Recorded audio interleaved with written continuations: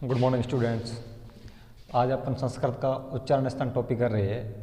तो पिछला आपने किया था, आपकी वर्ण विचार कर रहे थे। तो वर्ण विचार में आपके हल और अच कर रहे थे, तो उनके विभाजन मात्रिक भेद के आधार पर और हल का विभाजन वगैरह कर रहे थे। तो आज उसके उच्चारण स्थान बताएंगे। उच्चारण स्थान के आधार पर आप संस्कृत के उच्चारण स्थान बताएंगे, उसके बाद आपके हिंदी में उच्चारण स्थान वो भी आपके क्लियर हो जाएंगे। तो कुछ अपने ऐसे सूत्र भी बताएंगे आपको जिससे उच्चारण स्थान आपके क्लियर हो जाए। तो हिंदी में जो उच्चारण स्थान वगैरह होते हैं वो भी आपके पूर्ण रूप से क्लियर हो जाएंगे जो सूत्र के माध्यम से। संस्कृत में कुछ ऐसे सूत्र होते हैं जो अपने उच्चारण स्थान याद करने में सहायता करते हैं। तो उच्चारण स्थान करते हैं, सबसे पहले अपने यहाँ पर परिभाषा लिखेंगे। हमारे शरीर में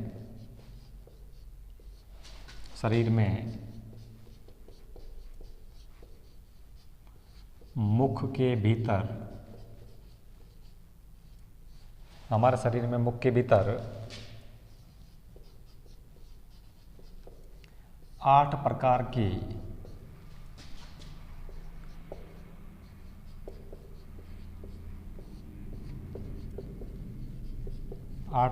उच्चारण स्थान,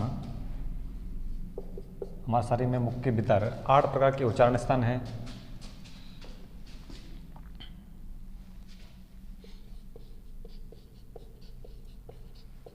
जिससे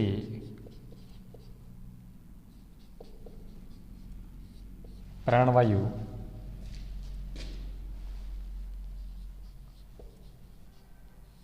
मुख के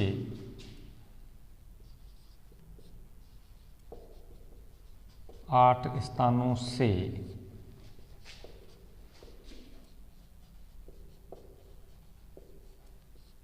टकरा कर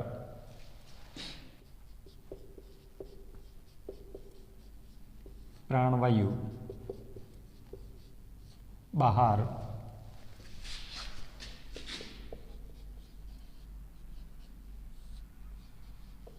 निकलकर शब्द का रूप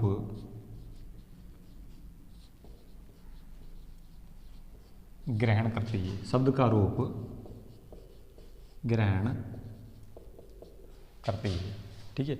तो हमारे शरीर में मुख के भीतर 8 प्रकार के उच्चारण स्थान पाए जाते हैं। ध्यान रखना, उच्चारण स्थान संस्कृत में कितने प्रकार के? 8 प्रकार के। जिससे प्राणवायु मुख के 8 स्थानों से टकराकर, मुख में 8 प्रकार के उच्चारण स्थान है, 8 स्थानों से टकराकर प्राणवायु बाहर निकलकर शब्द का रूप ग्रहण करती है। तो ये आपकी 8 उच्चारण स्थान कौन से होते हैं? इस पहला आपके हो गया उरस,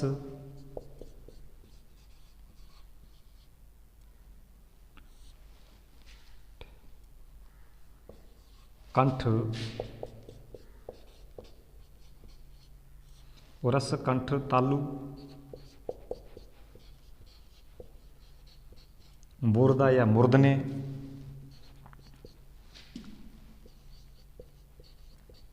दंता,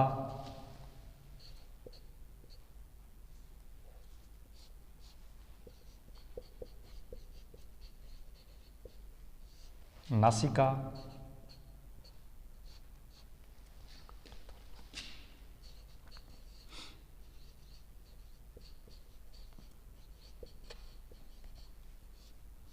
जीवामूल्य। ठीक है। उरस, कंठ, तालु, मूर्धा, नासिका, ठीक है, जीवामूल्य। और नेक्स्ट आपके हो गया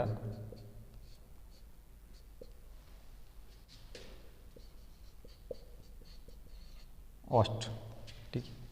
तो ये आपके 8 प्रकार के उच्चारण स्थान है। उरस, कंठ, तालु, मूर्धा, दंता, नासिका, जीवामूल्य, ओष्ठ। ठीक है। तो ये हमारे शरीर में अपना उरस और नासिका और जीवामूल्य 3 ध्यान रखना। और ये आपके हो गया कंठ, तालु, मूर्धा, दंता और ओष्ठ। मेन रूप से ये और 3 ये याद करना। 5 प्रकार के उच्चारण स्थान जो केस, वर्ग, कू, चू, टू, तू, पू वर्ग से स्टार्ट होते हैं। और इसके अलावा 3 आपके हो गए उरस, नासिका और जीवामूल्य। तो ये हमारे मुख में संस्कृत में 8 प्रकार के उच्चारण स्थान पाए जाते हैं। इसका प्रत्येक आपने अलग वर्ण करना, इसमें कौन कौन से वर्ण आते हैं, कौन कौन से स्वर, कौन कौन से व्यंजन आते हैं। ठीक है। तो पहले आप कै से लेके पे वर्ग तक लिखो। ये हो गया कुवर्ग। इच्चु वर्ग, टू वर्ग, तू वर्ग और पू वर्ग। ठीक है, कु वर्ग, चू वर्ग, टू वर्ग, तू वर्ग और पू वर्ग। अब अपने सूत्र के माध्यम से इसका करेंगे कि किस प्रकार होती है। तो पहले आप इसमें लिखो के खे गे घेड़े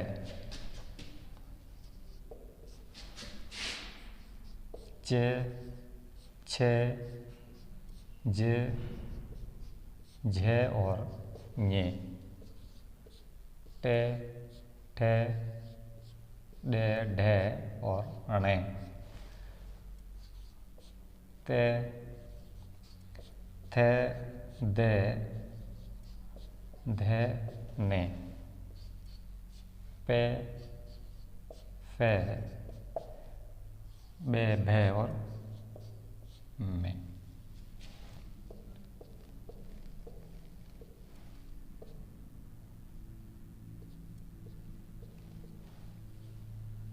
जोड़ो इसको ऐसे करो। ठीक है, तो ये अगर कै से लेकर मैं तक जिसे अपने काद्यो मावसान स्पर्शाव कहते हैं, इस आधार पर अपने करेंगे कि कौन कौन से वर्ग में कौन कौन से उच्चारण स्थान है। तो सबसे पहले आप इसमें करो, इसमें आपका पहले वर्ग का जो सूत्र है, इसमें सूत्र ध्यान रखना।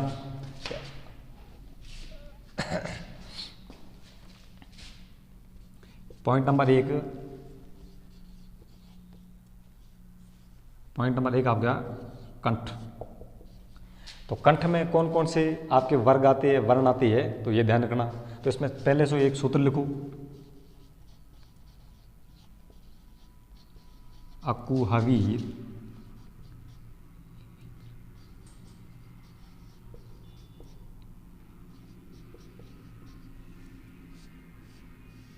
अकु हवीर सजनिया नाम कंठ, अकु हवीर सजनिया नाम कंठ।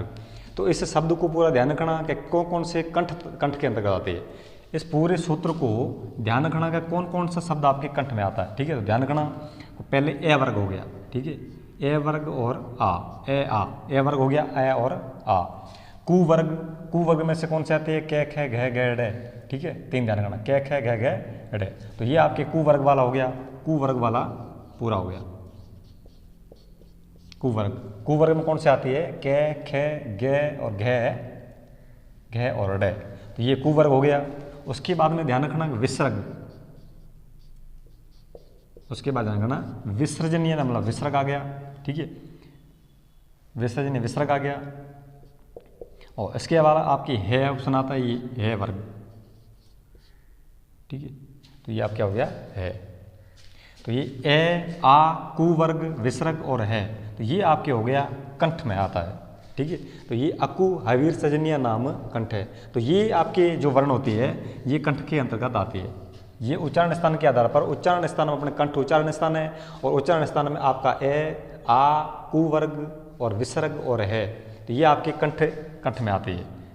उच्चारण स्थानों में ये शब्द जितने भी वो कंठ में आते हैं। कु वर्ग वाला देख लेना, कु वर्ग के खे गे घे डे, तो ये कु वर्ग वाला पूरा हो गया। विसर्ग है और ए आ, तो ये आपके आगे कंठ के अंतर्गत आ गए। दूसरे नंबर पॉइंट आपके आता है तालु। तालु जो मुख के अंदर उच्चारण स्थान है, तो उसका भी एक सूत्र लिखो। उसके बाद में ध्यान रखना कि कौन कौन से आपकी आती है। तो यहां लिखो इच्चु यसा नाम, इच्चु ऐसा नाम, इच्चु ऐसा नाम तालु। ठीक है, इच्चु ऐसा नाम तालु। तो इसमें को देखना कौन कौन से आती है। एक आपकी ई वर्ग वाला हो गया, छोटी ई और बड़ी ई, छोटी ई और बड़ी ई। उसके बाद में चू वर्ग, चे वर्ग वाले जितने भी है 5 अक्षर है, चे वर्ग वाले 5 अक्षर, तो वो इसी में आएंगे तालु के अंतर्गत। चू वर्ग वाले चे छे जे झे और ञे, तो ये आपकी ई, छोटी ई, बड़ी ई, चू वर्ग। उसके बाद में ये यज्ञ वाला, ये यज्ञ वाला। ठीक है, ध्यान रखना ये यज्ञ वाला। और यहाँ पे से, पहला से शंकर वाला पहला से।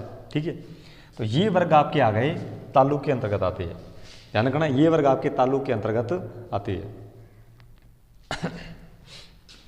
ये वर्ग आपके तालु के अंतर्गत आती है।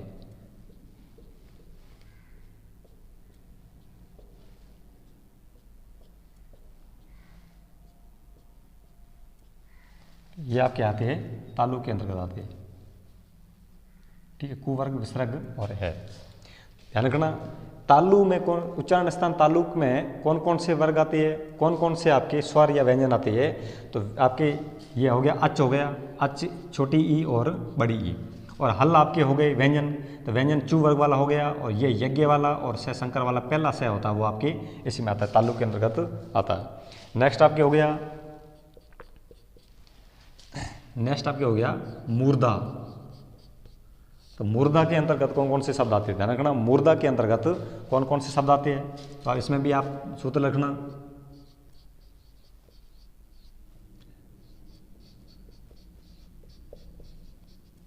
ऋतु रसाणाम मूर्धा। ठीक है, ध्यान रखना, ऋतु रसाणाम मूर्धा। तो इसके अंतर्गत कौन कौन से आती है कि छोटी री वाला हो गया, छोटी री या इसके री, छोटी री और री और टू वर्ग, टू वर्ग, टू वर्ग में आपके ये आ गया टे, ठे, डे, ढे और णे। तो ये टू वर्ग आ गया। उसके बाद शेष,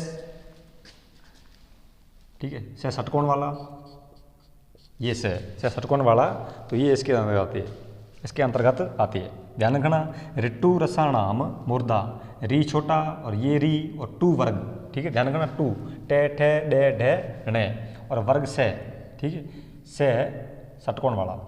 ठीक है, तो ये आपके मूर्धा के अंतर्गत आते हैं। ध्यान रखना, ये मूर्धा के अंतर्गत आती है। उसके बाद आपके नेक्स्ट हो गया दंता। यहाँ पे लिखो दंता। ठीक है, यहाँ पे आपके भी सूत्र है ऋतु लसानाम, ऋतु लसानाम दंता, ऋतु लसानाम दंता। ठीक है, तो यहाँ पे आपके अच आ गया लरी और तू वर्ग आ गया आपके तू वर्ग, तू वर्ग में ते, थे, दे, धे और ने। और उसके अलावा आपके ये से सलेटी वाला ये भी आ गया। तो ये आपके वर्ग आते हैं आपके दंता व्यंजन में, ये आपके दंता उच्चारण स्थान के अंतर्गत आते हैं। तो ये आपके हो गए कंठ, तालु, मूर्धा और दंता। और नेक्स्ट आपके हो गया ओष्ठ।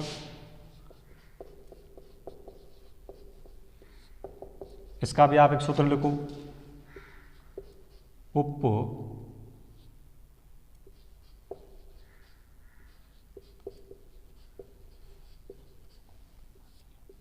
मान्या मोष्टो, उपपद मान्या मोष्टो। ठीक है, तो ये आपकी उपपद मान्या मोष्टो। तो ये भी सूत्र याद रखना कि ये ओष्ठ के अंतर्गत आती है। अब यहाँ देखिए, ओष्ठ के अंतर्गत आपके अच कौन कौन से आते हैं, ये ऊ, छोटा ऊ और बड़ा ऊ। ठीक है, छोटा ऊ और बड़ा ऊ।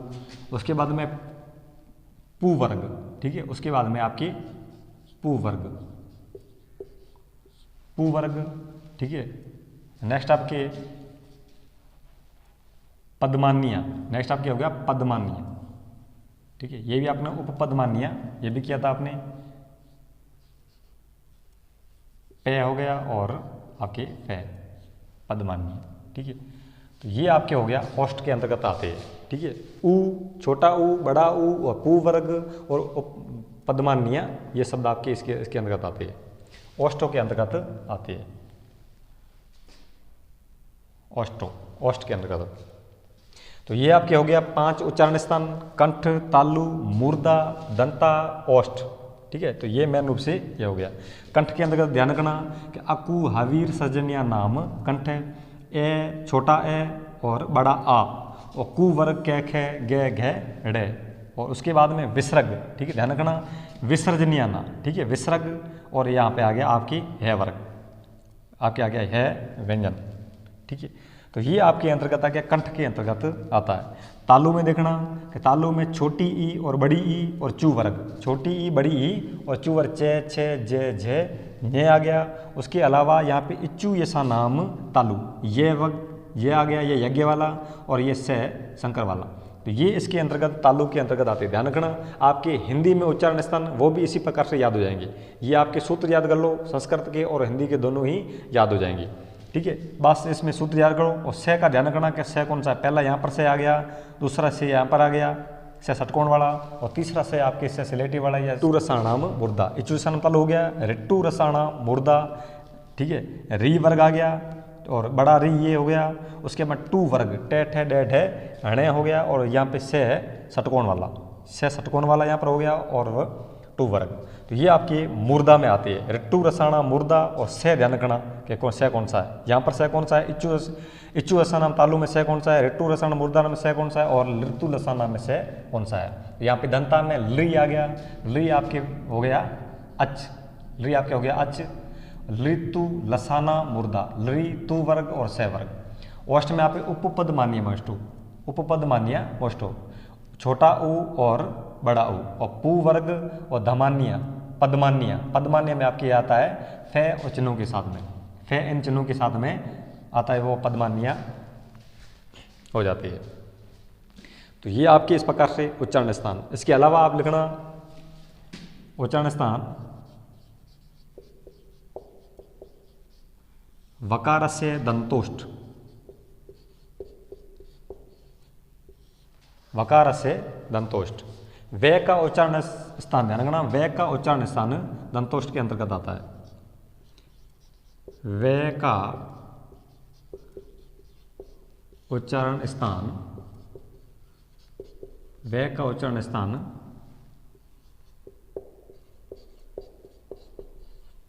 दंतोष्ठ है, वे का उच्चारण स्थान दंतोष्ठ है। नेक्स्ट आपके अनुस्वार, अनुस्वार से नासिका, अनुस्वार से नासिका, अनुस्वार वाले जो अनुस्वार वाले जो व्यंजन होती है या स्वर होती है वो आपकी नासिका के अंतर्गत आते हैं, ठीक है। नासिका आपके उच्चारण स्थान है, ठीक है। अनुस्वार में कौन से होती है, जैसे ड़े हो गया, ये हो गया, णे हो गया, ने हो गया, और में का उच्चारण स्थान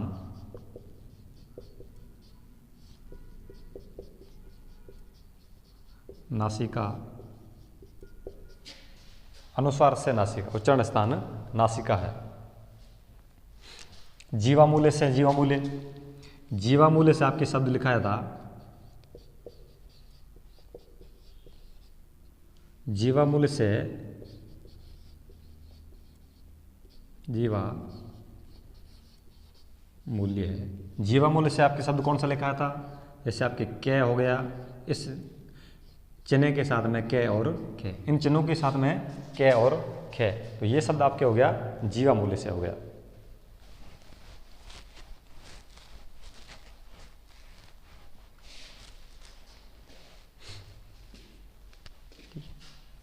नेक्स्ट आपके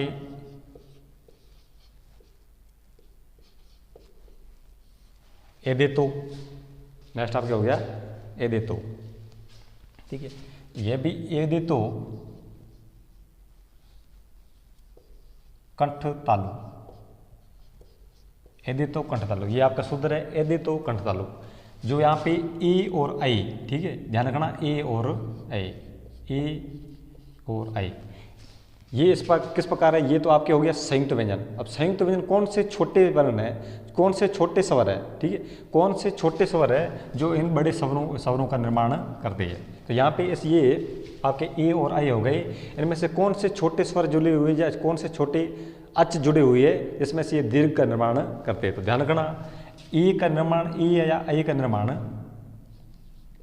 ए प्लस ई, ठीक है, ए या ए का निर्माण ए प्लस ई होता है और बराबर ए हो जाता है, बराबर ए हो जाता है, ए ई या आपके आगे ए ई। तो ये इस प्रकार ए और ई या ए और ई जुड़ करके ए या आई का निर्माण करते हैं। तो यहाँ पर देखना, ये ए वर्ण कौन सा है, यहाँ पर देखना आपका ए जो अच है ये कौन सा है, ध्यान रखना, ये ए, ठीक है। तो ए आपका स्वर है वो कंठ के अंतर्गत आता है, तो ये आपका हो गया कंठ, ठीक है। और ई व्यंजन, इच्चू असानाम तालु, यहाँ पे देखो ई, तो ई व्यंजन क्या है, तालु है, ई व्यंजन क्या है, तालु है, ई व्यंजन आपके हो गया तालु। तो ये दोनों मिलकर के ए का निर्माण करते हैं, ए या आई का निर्माण करते हैं, इसीलिए ये जो स्व आपके अच हो गया तो ये कंठ तालु हो गया, ये हो गया कंठ तालु। ठीक है, सो देखना एदेतो कंठ तालु। एदेतो में कौन से होते हैं, ए और आई, ये कौन से स्वरों के साथ मिलकर के दीर्घ स्वर बनते हैं, कौन से अच के साथ मिलकर के दीर्घ स्वरों का निर्माण करते हैं। तो यहाँ पे देखना ए और ई, ए और छोटी ई बड़ी ई, ए और छोटी बड़ी मिलकर के ए और आई का निर्माण करती है। और यहाँ पे देखना ए कहाँ पर है, ए कौन सा उच्चारण स्थान है, तो ए आपका कंठ उच्चारण स्थान हो गया, ए यहाँ पर यहाँ पड़ा और यहाँ पर आपके कंठ उच्चारण स्थान। उसके बाद हम ई कौन सा है, तो इच्चु स्थानम तालु, इच्चु स्थानम ई वर्ग, ई जो आपके अच है ये तालु में आता है, तो यहाँ पर तालु हो गया। और दोनों मिलकर के किसका निर्माण करती है, ए और आई का निर्माण करते हैं, जिसे आपने कहते हैं कंठ तालु कहते हैं। ठीक है, तो ये आपके हो गया कंठ तालु। नेक्स्ट आपके आपको हो गया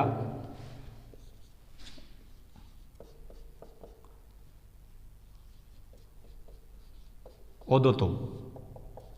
नेक्स्ट आपके हो गया ओदोतो, ओदोतो। ठीक है, तो इसमें भी ध्यान करना आपके